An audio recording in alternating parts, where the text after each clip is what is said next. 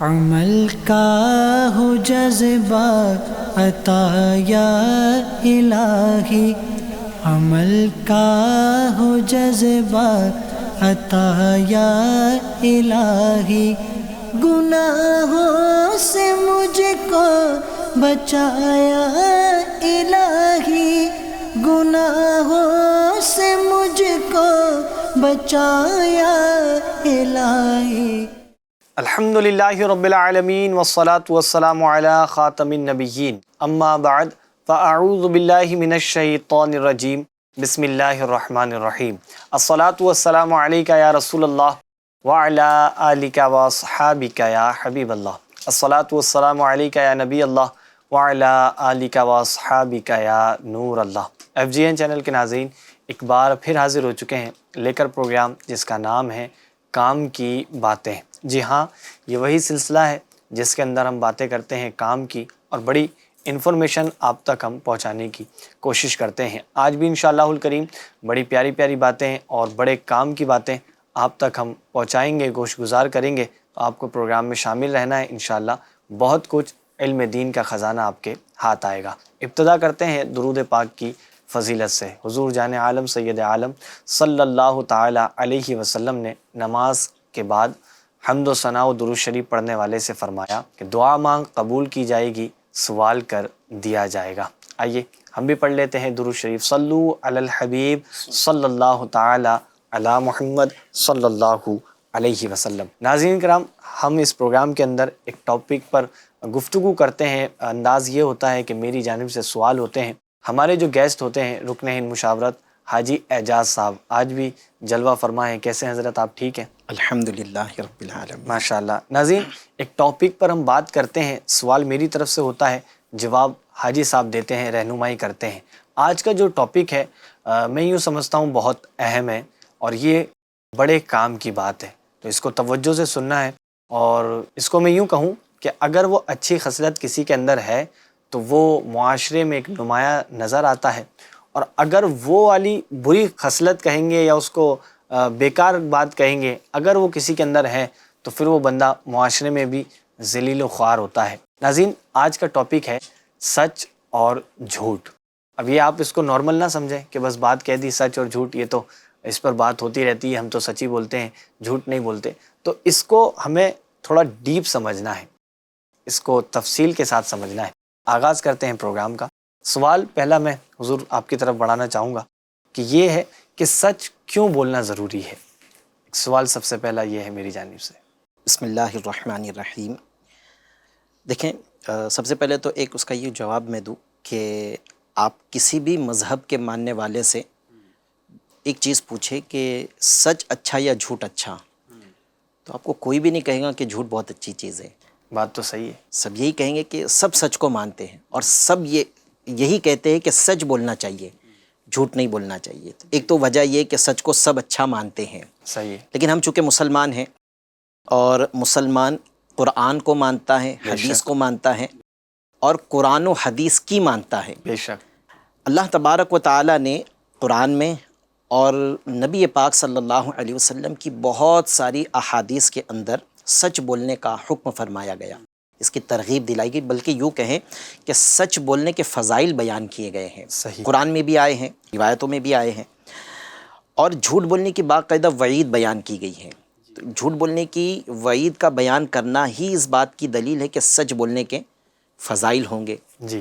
ظاہر ہے جس کے کرنے پر خوشخبریاں ہے تو پھر انسان کا عقل تو اسی چیز کو قبول کرے گا جس میں اس کے لیے خوشخبریاں ہیں۔ جی۔ اب قرآن پاک کیا فرماتا ہے سچ بولنے کے حوالے سے؟ میں چند آیت پیش کرتا ہوں جس میں اللہ تبارک و تعالیٰ نے سچ بولنے کا حکم فرمایا۔ جیسے بہت مشہور آیت ہے سورہ توبہ کی آیت نمبر 119۔ اللہ پاک ارشاد فرماتا ہے وَكُونُوا مَعَ الصَّادِقِينَ، اور اے ایمان والو، یہ پوری آیت مبارکہ میں نے صرف اتنا حصہ پڑھا وَكُونُوا مَعَ الصَّادِقِينَ کہ سچوں کے ساتھ ہو جاؤ، لیکن پوری آیت مبارکہ میں اللہ پاک فرما رہا ہے اے ایمان والو اللہ سے ڈرو اور سچوں کے ساتھ ہو جاؤ۔ سورہ عنکبوت کی آیت نمبر 3 میں ارشاد ہوتا ہے ترجمہ کنز الایمان، اور بے شک ہم نے ان سے اگلوں کو جانچا تو ضرور اللہ سچوں کو دیکھے گا اور ضرور جھوٹوں کو دیکھے گا۔ پھر ایک مقام پر ارشاد فرماتا ہے سورۃ الاحزاب کی آیت نمبر 24 میں ارشاد ہوتا ہے تاکہ اللہ سچوں کو ان کے سچ کا صلہ دے۔ پھر اسی طرح سورہ مائدہ کی آیت نمبر 119 میں اللہ پاک ارشاد فرماتا ہے اللہ نے فرمایا یہ ہے وہ دن جس میں سچوں کو ان کا سچ کام آئے گا۔ قیامت کے بارے میں فرمایا کہ یہ وہ دن ہے جس میں سچوں کو ان کا سچ کام آئے گا۔ حضرت علامہ اسماعیل حقی رحمۃ اللہ تعالی علیہ اس آیت مبارکہ کے تحت فرماتے ہیں اس آیت سے معلوم ہوا کہ قیامت کے دن سچ نفع دے گا، سچ بولنا نفع دے گا یعنی فائدہ دے گا، تو جھوٹ اور ریاکاری کسی صورت نفع نہ دے گی۔ جھوٹ ہے یہ کسی طرح نفع نہیں دے گا۔ تو یہ آیات ہے جس میں اللہ تبارک و تعالیٰ نے سچ بولنے کا حکم فرمایا اور سچ بولنے والوں کو فرمایا کہ یہ وہ دن ہے جس دن سچوں کو ان کے سچ کا صلہ دیا جائے گا۔ ناظرین کرام بھی سوچ رہے ہوں گے کہ یہ ٹاپک لانے کی کیا ضرورت تھی، تو اب دیکھیں نا آپ قرآن کریم میں کتنی جگہوں پر سچ کا ذکر آیا ہے اور جھوٹ کا بھی ذکر آیا ہے، تو پھر کیوں نہ یہ ہمارے کام کی بات ہو تو ہمیں توجہ سے سننی چاہیے۔ ماشاءاللہ آپ نے قرآن کریم کی آیتیں سنائی ہیں، احادیث مبارکہ میں ان کے حوالے سے کچھ ذکر ملتا ہو تو؟ جی بالکل، اللہ تبارک و تعالیٰ کے پیارے پیارے حبیب صلی اللہ تعالیٰ علیہ وسلم نے سچ بولنے کا حکم فرماتے ہوئے فرمایا کہ سچ بولا کرو اگرچہ تمہیں اس میں ہلاکت نظر آئے۔ سچ بولا کرو اگرچہ تمہیں اس میں ہلاکت نظر آئے کیونکہ اس میں نجات ہے۔ صحیح۔ بس ظاہر تمہیں میں تشریح نہیں کر رہا ہوں، یعنی فرمایا نبی پاک علیہ السلام نے کہ سچ بولا کرو اگرچہ تمہیں ہلاکت نظر آئے لیکن سچ میں نجات ہے۔ بہت سارے لوگ یوں کہتے ہیں کہ بھئی میں پھنس چکا تھا تو اس وجہ سے جھوٹ میں نے بول دیا، اور حالانکہ حدیث مبارکہ میں بتایا جا رہا ہے اگرچہ ہلاکت نظر آئے لیکن بولو سچ کیونکہ اسی میں ہی نجات ہے۔ کیا بات ہے۔ حضرت سیدنا بشر بن بکر علیہ رحمۃ اللہ اکبر فرماتے ہیں میں نے حضرت سیدنا امام اوزائی رحمۃ اللہ تعالی علیہ کو علماء کرام کے ایک گروہ کے ساتھ جنت میں دیکھ کر پوچھا، یعنی خواب دیکھا ہوگا کہ علماء کرام کا ایک گروہ جنت میں ہے، اچھا، تو ان کو دیکھ کر پوچھا کہ سیدنا امام مالک بن انس رضی اللہ تعالیٰ عنہ کہاں ہیں؟ حضرت امام مالک بن انس رضی اللہ تعالیٰ عنہ کہاں ہیں؟ کہ اس علماء کے گروہ میں حضرت امام مالک جو مالکی سلسلے کے مالکی جو حضرات ان کے پیشوا ہیں، جیسے ہم حنفی ہے تو ہمارے پیشوا امام اعظم ابو حنیفہ ہیں، تو یہ بہت بڑے عالم دین ہیں امام مالک، تو ان کو ان علماء کے گروہ میں نہیں دیکھا، تو پوچھا کہ امام مالک کہاں ہے؟ تو ان علماء نے کہا کہ ان کے درجات تو بہت بلند ہیں۔ اچھا، تو خواب دیکھنے والے فرماتے ہیں کہ میں نے پوچھا کہ کس سبب سے ان کو اونچے مقامات پہ رکھا گیا ہے، تو فرمایا کہ ان کے سچ کی بدولت، سبحان اللہ، وہ سچ بولا کرتے تھے اس کی بدولت۔ اچھا، نبی پاک صلی اللہ علیہ وسلم کا ایک فرمان جو میں عرض کر رہا تھا کہ ایک فرمان نبی پاک علیہ السلام کا یوں بھی ملتا ہے کہ سچائی کو اپنے اوپر لازم کر لو کیونکہ یہ نیکی کے ساتھ ہے، سچائی نیکی کے ساتھ ہے، اور یہ دونوں یعنی سچائی اور نیکی جنت میں ہیں۔ جھوٹ سے بچتے رہو کیونکہ یہ گناہ کے ساتھ ہے، اور یہ دونوں یعنی جھوٹ اور گناہ جہنم میں لے جانے والے ہیں۔ اللہ اکبر۔ تو اس لیے جیسے آپ نے ایک سوال کیا تھا کہ کیوں سچ بولنا چاہیے، سچ کیوں ضروری ہے؟ ہم جنت میں جانا چاہتے ہیں، پیارے آقا صلی اللہ علیہ وسلم کا فرمان ہے کہ سچ کو لازم پکڑ لو کیونکہ یہ نیکی کے ساتھ ہے۔ صحیح، سچ اور نیکی یہ جنت میں لے جانے والے۔ صحیح، کیا بات ہے، ماشاءاللہ۔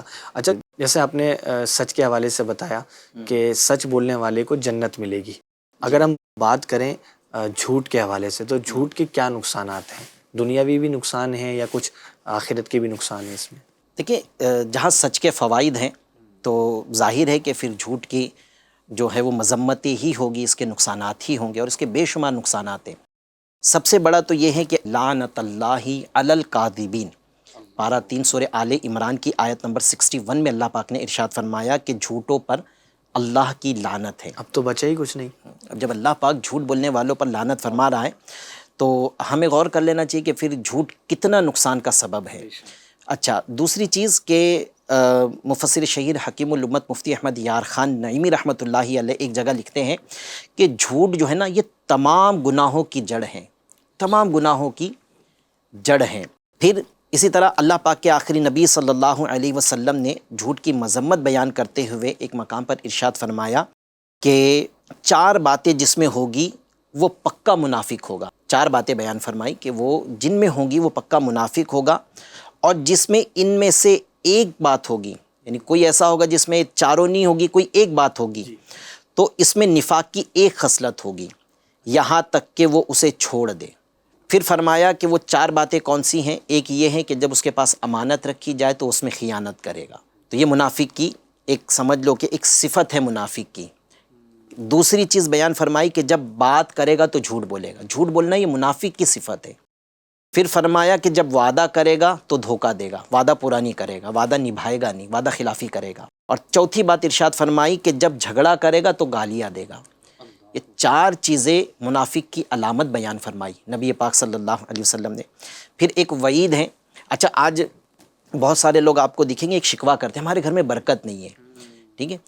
تو اس کی ایک سبب جو ہے نا وہ جھوٹ بھی ہے کہیں نہ کہیں۔ صحیح۔ خیر اس پہ انشاءاللہ تفصیلی کلام اگر آپ موقع دیں گے تو کریں گے، لیکن ایک روایت اس طرح کی ملتی ہے کہ حضرت سیدنا ابن عمر رضی اللہ تعالی عنہما سے مروی ہے کہ اللہ پاک کے آخری نبی صلی اللہ علیہ وسلم نے ارشاد فرمایا، جب بندہ جھوٹ بولتا ہے تو جھوٹ کی بدبو کی وجہ سے فرشتہ اس سے 1 میل دور ہو جاتا ہے۔ اللہ اب جس گھر میں جھوٹ بولا جا رہا ہوگا، بھائی بھی جھوٹ بول رہا ہے، دوسرا بھائی بھی جھوٹ بول رہا ہے، باپ بھی جھوٹ بول رہا ہے، گھر کے دیگر افراد بھی جھوٹ بول رہے ہیں، تو فرشتہ ان سب سے 1 میل دور ہو رہا ہے۔ جب فرشتہ ہی گھر میں نہیں ہوگا تو پھر برکت کی ہم کہاں سے امید کریں گے؟ واقعی اللہ کریم ہم سب کو سچ بولنے کی سعادت ہے آمین۔ اور جھوٹ سے بچنے کی توفیق عطا فرمائے۔ آمین۔ حضرت ایک بات یہ بھی ہے، جھوٹ کی جو بات چل رہی ہے اس میں ایک سوال میں ایک اور ایڈ کرنا چاہوں گا کہ اگر کوئی جھوٹ بولتا ہے تو جب اس کا جھوٹ ایک بار ثابت ہو جاتا ہے تو پھر وہ زندگی بھر جھوٹا کہلاتا ہے، اس پر کیا فرمانا چاہیں گے؟ بالکل ایسا ہی ہے جیسا آپ فرما رہے کہ اگر ایک بار کسی کا جھوٹ ثابت ہو جائے تو پھر وہ زندگی بھر جھوٹا ہی کہلایا جاتا ہے۔ بلکہ میں آپ کو یہ بات بتاؤں کہ جھوٹ بولنے کا جو عادی ہوتا ہے اللہ تبارک و تعالیٰ اس کا جھوٹا ہونا سب پر ظاہر بھی فرما دیتا ہے۔ اللہ ایک ہے کہ بندے کا ایک بار جھوٹ بولا اور وہ کسی ذریعے سے ثابت ہو گیا تو لوگ اس کو جھوٹا ہی سمجھیں گے۔ اس کی ایک دنیاوی طور پہ بھی نا ایک بچوں کو کہانی سنائی جاتی ہے نا، وہ یعنی دنیاوی ایک سیکھ لینے کے لیے بچوں کو کہانی سنائی جاتی ہے۔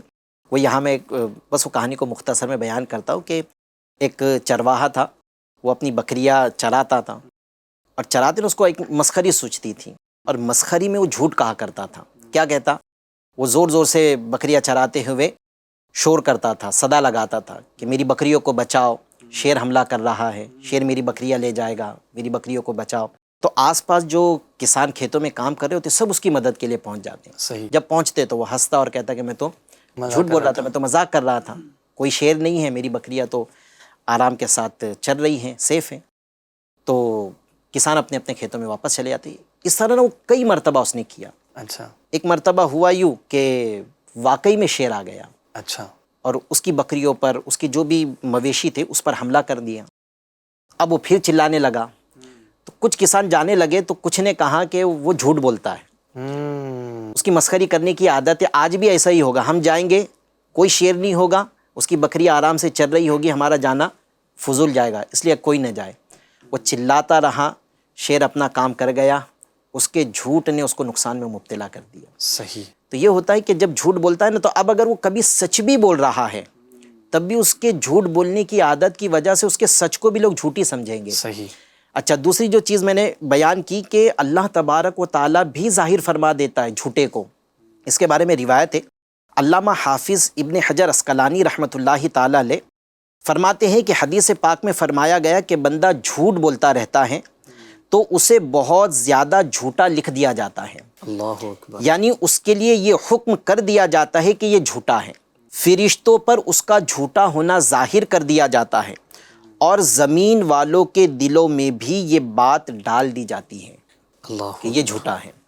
فرشتوں پر بھی ظاہر کر دیا جاتا ہے اور زمین والوں پر بھی اس کا جھوٹا ہونا ظاہر کر دیا جاتا ہے۔ صحیح۔ بہت سارے لوگ کچھ ڈرامہ بھی کر رہے ہوتے ہیں، کہیں جانا تھا کسی کام کے لیے، کسی نے طلب کیا تو جھوٹ بول دیتے ہیں کہ میرے سر میں درد ہے تو میں بیمار ہوں، یا امی کی طبیعت خراب ہے، بہن ایڈمٹ ہے، یا بھائی کو چوٹ لگ گئی ہے، ایکسیڈنٹ ہو گیا، تو طرح طرح کے وہ جھوٹ بول رہے ہوتے ہیں اور یوں اپنے نامہ اعمال میں وہ جھوٹ کا گناہ لکھوا رہے ہوتے ہیں۔ اچھا، اب یہ تو بات ہوئی کہ جھوٹ جو لوگ بولتے ہیں ان پر، دھندے میں بھی جھوٹ بولا جاتا ہے۔ ایک جملہ کہا جاتا ہے کہ دھندا ہے بھائی، دھندے میں جھوٹ چلتا ہے، بغیر جھوٹ کے دھندا ہو نہیں سکتا۔ تو یہ تو مطلب یہ بات ایسی ہے کہ میں نے پریکٹیکل بھی یہ سنی ہے، یہ بات کہ لوگ بولتے ہیں کہ بھائی دھندے میں چلتا ہے، تو مال ہے مثال کے طور پہ وہ 2 روپے کا، لیکن زبردستی کی تعریف ایسی کر دیتے ہیں کہ جو چیزیں اس کے اندر موجود نہیں ہوتی تو 4 روپے کی اس کو بیچنے کی ہم کوشش کر رہے ہوتے ہیں، اور جھوٹ اس میں ہم شامل کر دیتے ہیں. تو کیا فرمائیں گے؟ دیکھیے اگر 4 روپے کی بیچ رہا ہے اس میں حرج نہیں ہے، لیکن یہ کہنا کہ میں نے جو ہے وہ 3 روپے کی ہی خریدا ہوں، جبکہ خریدا جیسے مثال دیا آپ نے کہ 2 روپے کی خریدا ہے، لیکن وہ کہہ رہا ہے کہ میں صرف 1 روپے نفع رکھ رہا ہوں، سامنے والا گاہک جو ہے وہ بھاؤتاؤ کر رہا ہے، تو پھر اس میں یوں اس کو اب وہ زیادہ بھاؤتاؤ نہ کریں تو اس کو منانے کے لیے کہہ دیا جاتا ہے میں صرف 1 روپے کا نفع رکھ رہا ہوں، 4 روپے کی آپ کو چیز بیچ رہا ہوں، میں نے ہی 3 روپے کی خریدا ہے. تو یہ ایک جھوٹ بول کر جو دھندا کیا جاتا ہے یہ بہت برا ہوتا ہے. امام اعظم ابو حنیفہ رحمۃ اللہ تعالی علیہ کے جو پارٹنر تھے بزنس میں، جو کاروبار کیا کرتے تھے، تو ان کا خود کا بیان ہے. تو ہمارے بزرگان دین ایسے ہوا کرتے تھے کہ وہ کسی کو دھوکہ دینا یا کسی کو جھوٹ بولنا یہ گوارا نہیں کرتے تھے، اور اللہ تبارک و تعالیٰ کے پیارے حبیب صلی اللہ تعالیٰ علیہ وسلم نے تو اس پر منع فرمایا ہے. میں کچھ روایتیں آپ کے سامنے پڑھ کر سناتا ہوں تاکہ ناظرین کو بھی ایک، بالخصوص ان ناظرین کو جو کاروبار کرتے ہیں اور جن کا ذہن کی آپ نے عکاسی کی کہ وہ کہتے ہیں کہ بھائی جھوٹ نہیں بولیں گے تو دھندا ہی نہیں ہوگا، سچ بولیں گے تو دھندا کر نہیں سکیں گے، جھوٹ بولنا ہی پڑے گا تو دھندا چلے گا، مارکیٹ میں بیٹھنا ہے تو جھوٹ بولنا پڑے گا. جی. تو ان کے لیے کچھ روایتیں میں پیش کرتا ہوں. نبی اکرم صلی اللہ علیہ وسلم نے ارشاد فرمایا اللہ عز و جل 3 افراد سے محبت فرماتا ہے اور 3 کو ناپسند کرتا ہے. اچھا. تو جو یہ حدیث بیان کرنے والے راوی ہے وہ کہتے ہیں کہ میں نے عرض کی کہ وہ 3 باتیں کون سی ہیں جس سے اللہ تبارک و تعالیٰ پسند نہیں فرماتا اور ان باتوں کی وجہ سے ان پر غضب فرماتا ہے. آپ صلی اللہ علیہ وسلم نے ارشاد فرمایا کہ تکبر اور فخر کرنے والا، اچھا، اس کو اللہ تبارک و تعالیٰ پسند نہیں فرماتا. پھر فرمایا کہ احسان جتلانے والا بخیل. اچھا، یہ روایت میں پھر تیسری چیز جو پیارے آقا صلی اللہ علیہ وسلم نے فرمائی کہ قسمیں کھانے والا تاجر یا جھوٹی قسمیں کھا کر بیچنے والا، یہ وہ لوگ جنہیں اللہ تبارک و تعالیٰ پسند نہیں فرماتا. اب جسے اللہ تبارک و تعالیٰ پسند نہیں فرما رہا ہے تو اس کے لیے تو صرف ہلاکت ہی ہلاکت ہے. تو آج ایک کاروبار کرنے میں ایک ہوتا ہے کہ جھوٹ بول کر بیچنا، ایک ہے کہ جھوٹی قسمیں کھانا. قسم ایک لوگوں کا تقیہ کلام ہو جاتا ہے، بار بار تھوڑی تھوڑی بات میں جو ہے نا وہ ایک یہ لفظ کہتے ہیں واللہ واللہ، باخدا بھی بول دیتے ہیں. بخدا، یہ بھی قسم کے الفاظ ہے، بخدا، واللہ، اللہ کی قسم، اس طرح کے لوگ جو ہے نا باتیں کر رہے ہوتے ہیں. پھر نبی پاک صلی اللہ علیہ وسلم نے ایک وہ ہے کہ یہ تو قسم کے بارے میں ہوئی، ایک بات وہ ہے کہ جھوٹ بولنے سے منع فرمایا. حضرت سیدنا واصلہ رضی اللہ تعالیٰ عنہ سے مروی ہے نبی پاک صلی اللہ علیہ وسلم ہماری طرف آتے جب کہ ہم تجارت کر رہے ہوتے. آپ صلی اللہ علیہ وسلم ہم سے ارشاد فرماتے اے تاجروں کے گروہ جھوٹ سے بچو، ایک تاجروں کے گروہ جھوٹ سے بچو. سرکار والا تبار صلی اللہ علیہ وسلم کا فرمان ذیشان ہے جھوٹی قسم سامان کو فروخت کرنے والی لیکن کمائی کو مٹانے والی ہے. اور کسی روایت کے اندر برکت کو مٹانے والی بھی بیان کیا گیا ہے. کمائی کو مٹا دینا یا برکت کو مٹا دینا، دونوں چیزیں نقصان دہ ہیں. نہیں، مال تو بک جائے گا لیکن اس سے برکت اٹھ جائے گی. برکت اٹھ جائے گی، اللہ یا اکبر. پھر جو قسم کی وجہ سے پھر مال ہی نہیں بکے گا. تو یہ ہوگا کہ یا تو مال ہی نہیں بکے گا یا مال بکے گا تو برکت نہیں ہوگی. کمائی کو مٹا دینے والی ہے یہ. نبی پاک صلی اللہ تعالیٰ علیہ وسلم نے ارشاد فرمایا خرید و فروخت میں زیادہ قسمیں کھانے سے بچو. یہاں تو جھوٹ اور سچ کی قید بھی نہیں ہے، فرمایا زیادہ قسمیں کھانے سے بچو کیونکہ قسم مال تو بکواتی ہیں لیکن اس کی برکت مٹا دیتی ہیں. اب جھوٹی اور سچی کی قید بھی نہیں ہے، یہاں تو بس قسم کھانے سے ہی منع فرما دے کہ قسم، دھندے میں قسم نہ کھاؤ. نارملی بھی قسم ہمیں نہیں کھانی چاہیے کہ یہ مال تو بکا دے گی لیکن برکت اس سے بھی ختم ہو جائے گی. پھر جو سچا تاجر ہیں، اب یہ تو ہوئے کہ جھوٹے تاجر کی وعید، اسی کے برعکس سچا تاجر جو ہے جو سچ بول کر تجارت کرتا ہے، اس کے لیے فضائل بھی آئے ہیں کہ یہ قیامت کے دن جو ہے وہ شہداء اور صدیقین کے ساتھ اٹھایا جائے گا جو سچ بول کر تجارت کرتا ہے. سبحان اللہ. تو اچھا، نبی پاک صلی اللہ علیہ وسلم کا ایک فرمان یوں بھی ملتا ہے سچا امانت دار مسلمان تاجر قیامت کے دن شہداء کے ساتھ اٹھایا جائے گا. کتنی بڑی فضیلت ہے، کتنی بڑی فضیلت ہے. صرف سچ بولنا ہے. اللہ تبارک و تعالیٰ دیکھیں کاروبار میں برکت دینے والا بھی اللہ ہے، ٹھیک ہے، مال بکانے والا بھی حقیقی اللہ تبارک و تعالیٰ ہی ہے، ٹھیک ہے. یہ ہمیں ایک چیز ہمیشہ یاد رکھنی چاہیے کہ وقت سے پہلے اور مقدر سے زیادہ کسی کو کچھ نہیں ملتا. صحیح. جب وقت آئے گا تبھی ملے گا، اور جتنا مقدر ہے اتنا ہی ملے گا. مولا علی کا ایک مشہور واقعہ نا، آپ کو نماز پڑھنی تھی، آپ نے اپنے گھوڑے کو باندھا تو زین کہاں رکھوں، تو آپ نے ایک خیال کیا کہ میں کسی کو اجرت پر زین کی رکھوالی کی ذمہ داری دیتا ہوں، تو ایک شخص آپ کو نظر آیا، آپ نے کہا میں نماز پڑھنا چاہتا ہوں، تم یہ زین جو ہے اس کی حفاظت کرو۔ صحیح. تو آپ نماز کے لیے کھڑے ہوئے، اس نے زین کی حفاظت کی ذمہ داری جس کو سونپی تھی وہ زین لے کر چلا گیا۔ مولا علی مشکل کشا رضی اللہ تعالیٰ عنہ جب نماز سے فارغ ہوئے تو دیکھا کہ گھوڑا تو ہے لیکن زین نہیں ہے۔ صحیح. آپ بات سمجھ گئے، زین کی حفاظت کی ذمہ داری جس کو دی تھی وہ بھی نہیں ہے اور زین بھی نہیں ہے۔ خیر آپ بازار میں نکلے تو بازار میں آپ کو ایک دکان پر آپ کی زین بکتی ہوئی نظر آئی، کوئی فروخت کر رہا تھا دکاندار، تو آپ رضی اللہ تعالیٰ عنہ نے کہا کہ یہ زین تو میری ہیں۔ اس نے کہا اب آپ کو خریدنی پڑے گی کیونکہ میں نے خریدا ہوں۔ تو آپ نے فرمایا کہ تم نے کتنے میں خریدی ہیں؟ تو اس نے کہا کہ اگر یہ آپ کی زین ہے لیکن آپ خریدنا ہی چاہتے ہیں تو میں نے اس کو اتنے میں خریدا، اتنے میں بیچ دوں گا۔ صحیح. ایک مثال کے طور پر وہ قیمت کتابوں میں لکھی ہوگی، 3 درہم یا 2 درہم اس طرح کچھ اس نے بیان کیا، تو آپ نے 2 درہم اس کو دیے اور وہ زین اس سے خریدی۔ مولا علی مشکل کشا جب وہاں سے نکلے رضی اللہ تعالیٰ تو آپ نے خیال کیا کہ اللہ پاک نے میرے مقدر سے 2 درہم یا 3 درہم جانا فرما دیا تھا، تو وہ تو میرے جیب سے گئے، اور اس شخص کے مقدر میں 2 درہم آنا مقدر فرما دیا تھا، تو وہ 2 درہم اس کو ملے۔ اگر وہ تھوڑی دیر صبر کرتا تو 2 درہم حلال ذریعے سے حاصل کرتا۔ صحیح. یعنی اجرت اس کو ملتی. ہاں، وہ 2 درہم میں ہی بکا، اور آپ نے طے کیا تھا کہ میں 2 درہم ہی دوں گا، اور آپ نے 2 درہم آپ کے جیب سے جانا مقدر تھے وہ گئے، اس کے جیب میں 2 درہم آنا مقدر تھے وہ آئے لیکن حرام ذریعے سے آئے۔ تو یہ ہے کہ بندہ جھوٹ بول کر سوچتا ہے کہ میرا دھندا بہت چل جائے گا، لیکن یہ یاد رکھنا چاہیے کہ مقدر میں جو ہے اتنا ہی ملے گا، چاہے سچ بولو یا جھوٹ بولو۔ جب پھر جو مارکیٹ ہوتی ہے وہ بھی پہچانتی ہے کہ جھوٹا کون ہے اور سچا کون ہے، وہ پوری مارکیٹ میں جو ہے نا مشہور ہوا ہوتا ہے۔ اچھا پچھلے دنوں کی بات ہے، تقریباً 2 دن پہلے کی، تو میں فیضان مدینہ سے گھر کی طرف جا رہا تھا، تو راستے میں کچھ خوبصورت آم بکتے ہوئے نظر آئے، اور وہ مطلب تھے خوبصورت کافی اچھے، تو میں نے ان کو سونگھ کر بھی دیکھا تو اسمیل بھی اچھی آ رہی تھی، تو دل کر رہا تھا، بڑے دل مطلب ان پر مائل ہو گیا کہ بھائی آم لے لوں۔ گھر کے لیے 2 کلو آم لیے۔ اچھا میں گھر پر لے کر بھی گیا، بڑی خوشی سے لے کر گیا کہ چلیں بھائی آم کھائیں گے اور یوں سب دل خوش ہو جائے گا گھر والوں کا۔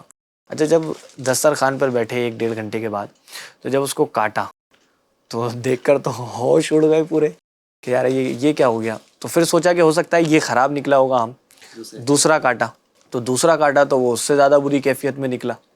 اچھا تیسرا کاٹا تو وہ صحیح نکلا، یعنی تقریباً 8 سے 9 آم تھے یا 10 آم تھے، تو اس میں سے 2 سے 3 صحیح نکلے، باقی 70% اس کے جو آم تھے وہ اندر سے خراب نکلے، اور وہ بھی جو 30% صحیح نکلے ان کے ٹیسٹ چینج تھے، اور حالانکہ وہ باہر سے بہت خوبصورت تھے۔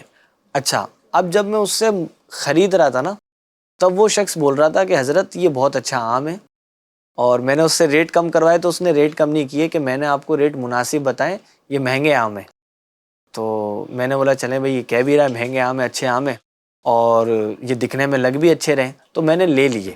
اور اچھا تھوڑا سا کاٹنے کے لیے بھی میں نے ان کو بولا کہ مجھے کاٹ کے ایک بار دکھا دو آپ، تو انہوں نے صرف اوپر سے تھوڑا سا کاٹا جس کی وجہ سے وہ خراب نظر نہیں آیا، تو میں نے کہا چلیں بھائی ٹھیک ہے لے لیے۔ لیکن اس میں جو معاملہ تھا نا وہ وہی والا تھا۔ اللہ پاک خیر کا معاملہ فرمائے، جھوٹ سے ہمیں بچنا چاہیے۔ جیسا کہ بتایا گیا کہ جھوٹ مال تو بکوا دیتا ہے لیکن اس سے برکت اٹھ جاتی ہے، تو جب برکت بچے گی نہیں تو پھر بچے گا کیا؟ مال تو ختم ہو جائے گا، کیونکہ مین چیز ہے برکت کا ہونا یہ ضروری ہے۔ اچھا حضرت اب تاجروں کی بھی بات ہو گئی، سب بات ہو گئی، بڑے تو بڑے، آج کل بچے بھی جھوٹ بول رہے ہیں۔ اب ان کو تو کوئی ویسے کہتا نہیں ہے کہ بھائی جھوٹ بولنا چاہیے، ہر جگہ یہی سکھایا جا رہا ہے کہ بھائی جھوٹ نہ بولیں، ٹھیک ہے سچ بولا کریں، جھوٹ سے ہمیں بچنا، لیکن پھر بھی بچے جھوٹ بول دیتے ہیں، تو کیا فرمائیں گے یہ بچے جھوٹ بولتے کیوں ہیں؟ یہ آپ کو ایسا لگ رہا ہے کہ ان کو کوئی بول نہیں رہا ہے جھوٹ بولو، اچھا ہاں، لیکن ان کی تربیت ہو رہی ہے جھوٹ بولو کر کے۔ اچھا یہ کیسے تربیت؟ مطلب دیکھیں کسی کو زبان سے بول کر ہی تربیت نہیں ہوتی ہے، تربیت کا ایک انداز یہ ہے کہ عمل کر کے بھی دکھایا جاتا ہے۔ میں ایک مثال دیتا ہوں آپ کو، ایسے کتنی مرتبہ سامنے واقعات بھی ہوئے ہیں کہ باپ گھر پہ موجود ہیں، کوئی آ گیا اپنا پیسہ لینے کے لیے، آ گیا کوئی ایسا شخص ملاقات کے لیے آ گیا جن سے آج باپ کا ملنے کا ارادہ نہیں ہے، جی تو اب منع کرنا ہے، کیسے منع کرے گا؟ باپ بچے کو بولیں گے کہ جاؤ بول دو ابو گھر پہ نہیں ہے، ابو گھر پر ہیں. ہاں اب بچہ یہ دیکھ رہا ہے کہ ابو تو گھر پر ہیں, لیکن ابو کہہ رہے ہیں کہ بول دو ابو نہیں ہیں. تو یہ تربیت ہو رہی ہے. اور یہ تو پہلے کا دور تھا کہ لوگ گھر پر آتے تھے, اب تو کال آتی ہے, ٹھیک ہے, تو وہ فون بچوں کو دے دیتے ہیں کہ بول دو کہ ابو نے فون گھر پہ چھوڑ دیا ہے, چارجنگ پہ لگا تھا, تو ابو گھر پہ نہیں ہے. اس سے پہلے بھی شاید ایک پروگرام میں نے اسی اپنی پروگرام میں ایک بات کہی تھی, میں نے کہیں پڑھا تھا, مجھے بہت پیاری لگی کہ بچے وہ نہیں کرتے جو آپ کہتے ہو, بچے وہ کرتے ہیں جو آپ کرتے ہیں. دوسری چیز یہ آ رہی ہے اس سے کہ گھر میں بھی جھوٹ بولنے کا نا ایک ہے سلسلہ نا. بچے نے امی کو دیکھ لیا کہ امی نے کوئی چیز بڑی مہنگی خریدی, لیکن اب وہ صحیح نہیں نکلی, تو ابو کو بتا دیا کہ نہیں اتنی زیادہ مہنگی نہیں لی ہوں, سستی مل رہی تھی تو لے لیا, حالانکہ لی مہنگی ہوتی ہے, اب وہ صحیح نہیں نکلی.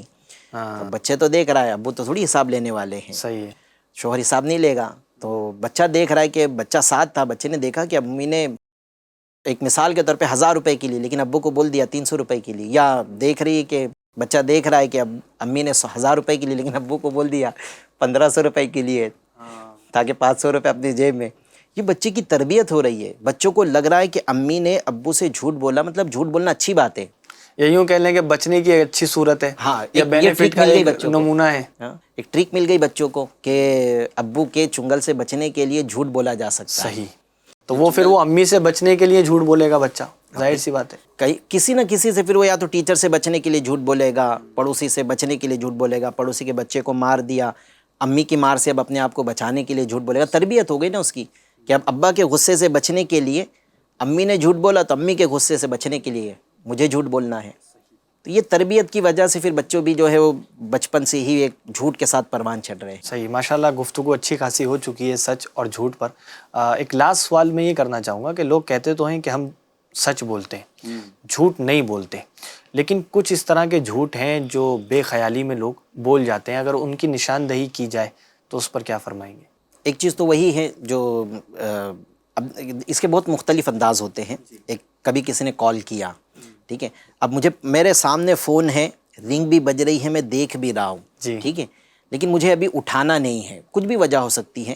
اب میں نے اٹھایا نہیں, اور اس لیے اٹھایا نہیں کہ مجھے ابھی بات نہیں کرنی ہے یا کوئی اور وجہ تھی, لیکن اب بعد میں جب کال بیک کیا, اب سامنے والا کہہ رہا ہے کہ یار میں تمہیں بہت دیر سے کال کر رہا تھا, بہت ارجنٹ کام تھا, تو بول دیا یار وہ فون سائلنٹ تھا اور میرے پاس نہیں تھا, بچے کے پاس فون تھا. اب اس کو تو سچا ہی لگے گا کہ ٹھیک ہے, ہو سکتا ہے کہ فون سائلنٹ ہو اور بچے کے پاس فون ہو, تو اس کو پتہ ہی نہیں چلا. اب تو کچھ بول دیتے ہیں کہ وہ کال کاٹ بھی دیتے ہیں, پھر بول دیتے ہیں کہ بچے نے کاٹ دیا ہوگا, وہ گیم کھیل رہا تھا. یہ بھی اس طرح یوں جھوٹ بول دیتے ہیں. یہ بھی ہیں. پھر ایک وہ مثال جو دی کہ بتا دو ابو گھر پہ نہیں ہیں, اب اس کو کون سمجھتا ہے یہ بھی جھوٹ ہے, جبکہ یہ جھوٹ ہے. پھر تجارت کے طور پہ ہم نے مثال دی, بیان کر دی کہ قسم کھا رہے ہوتے ہیں کہ یہ بہت اچھا ہے, یا میں نے تو اتنے میں خریدا ہے. لوگ اس کو جھوٹ نہیں سمجھتے ہیں, لیکن یہ جھوٹ ہوتا ہے کہ میں نے تو اتنے میں خریدا ہے, تم کو صرف 1 روپے نفع رکھ کر بیچ رہا ہوں, جبکہ اس نے خریدا اس سے بہت کم میں. امیر اہل سنت فرماتے نا, میں نے کئی ذمہ داران کو دیکھا ہوں کہ پھر وہ فرماتے یار آپ قیمت نہ بتائیں آپ نے کتنے میں خریدا. کہ اس میں جھوٹ کا امکان موجود ہوتا ہے کہ آپ نے کتنے میں خریدا. آپ کو جو میں قیمت بول رہا ہوں وہ سمجھ میں آتی ہے تو آپ بات کریں, آگے نہیں سمجھ میں آتی ہے تو آپ منع کر دیں کہ اتنے میں آپ کو نہیں سمجھ میں آ رہا ہے بیچنا. اپنی قیمت بتانے کی حاجت نہیں ہے, اور ممکن ہے کہ آپ پھر جھوٹی بھی قیمت بتا دو.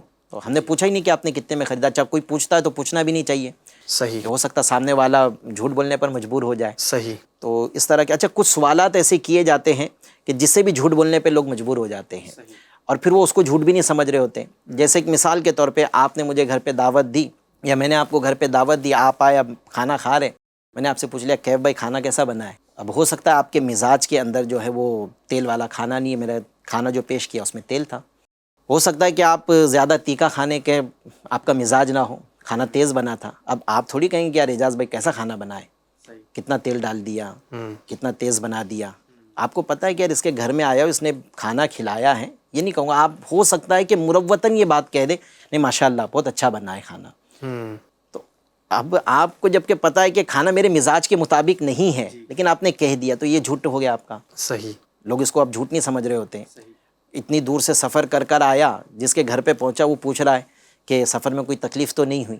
تو سفر میں چاہے اے سی میں سفر کر لے, فلائٹ میں سفر کر لے, لیکن بندے کو تکلیف ہوتی ہے. بعض اوقات بھوک برداشت کرنی پڑتی ہے، کبھی کبھی نیند صحیح نہیں ہوتی ہے۔ اچھا یہ سفر والا نا آپ جو کہہ رہے ہیں، یہ تو میں تو بولتا ہوں یہ بات بالکل فٹ ہوتی ہے، کیونکہ سفر کر کے جب آتے ہیں تو لوگ یہ سوال کرتے ہیں کہ بھئی کیسا گزرا سفر۔ میرا تو کہنا یہ ہے کہ سوال یہ ہونا نہیں چاہیے، لیکن میری عادت یہ ہے کہ کوئی مجھ سے سوال کرتا ہے اس بارے میں کہ کیسا کٹا سفر، تو میں اس سے بول دیتا ہوں کہ اب تو سفر ہو گیا، نہیں بتاتا کہ بھئی اچھا کٹا ہے یا کیسا کٹا ہے۔ جیسا آپ فرما رہے ہیں، ظاہر سی بات ہے کچھ نہ کچھ آزمائش آتی ہیں، کچھ نہ کچھ پریشانیاں آ ہی رہی ہوتی ہیں۔ اب ہم خود سے کہہ دیں کہ بہت اچھا گیا، کوئی پریشانی نہیں ہوئی، تو پریشانی تو ہوئی تھی، یوں جھوٹ بول کے ہم نکل گئے تو پھر یہ بھی وعید والا ہو سکتا ہے۔ اللہ ہماری حفاظت فرمائے۔ مزید اور کچھ ذہن میں حضرت ایسے مثالیں ہیں، جیسا کہ کسی نے بائک طلب کی، دوست سے مانگی کہ بھائی مجھ کو ارجنٹ کام ہے، بائک دے دو، تو دوست کہہ دیتا ہے کہ یار چابی تو وہ چھوٹا والا بھائی لے کر گئے، یا بائک ابو لے کر گئے ہیں، یا بائک میں تیل نہیں ہے، پیٹرول نہیں ہے، پیٹرول حالانکہ ہوتا ہے، تو یوں اس طرح بچنے کی صورت کر لیتے ہیں۔ پھر قرض والی معاملات دیکھیں تو آپ وہ قرض جو لے رہا ہوتا ہے اس کے الفاظ کچھ اور ہوتے ہیں، پھر جب دینے کی بات آتی ہے تو پھر وہ الگ الفاظ میں جا رہا ہوتا ہے۔ تو یہ بہت ساری چیزیں ایسی ہیں کہ جو لوگ روز مرہ کے معاملات میں بول رہے ہوتے ہیں، اور پھر آپ ان سے پوچھو کہ آپ جھوٹ بولتے ہو؟ نہیں بھائی، ہم تو بالکل سچے ہیں اور سچ بولتے ہیں۔ تو پھر اچھا، یہ سوال بھی نہیں کرنا چاہیے آپ جھوٹ بولتے ہو؟ ارے وہ ایک میں بات کر رہا ہوں کہ وہ اپنے طور پر اگر خود سوال کرے اپنے آپ سے کیا میں جھوٹ بولتا ہوں، تو وہ خود ہی جواب دے گا کہ میں جھوٹ نہیں بولتا۔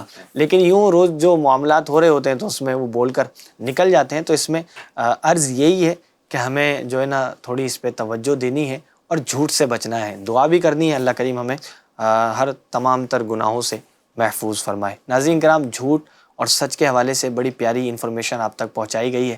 امید کرتے ہیں اس کے ذریعے آپ نے بہت کچھ سیکھا ہوگا، سمجھا ہوگا۔ اللہ کریم آپ کو خوب برکت عطا فرمائے۔ انشاءاللہ حاضر ہوں گے ایک اگلے ایپیسوڈ میں ایک نئے ٹاپک کے ساتھ۔ تب تک کے لیے اپنا خاص خیال رکھیے، اپنی فیملی کا خیال رکھیے۔ FGN چینل دیکھتے رہیے۔ صلو علی الحبیب صلی اللہ تعالی علی محمد صلی اللہ علیہ وسلم۔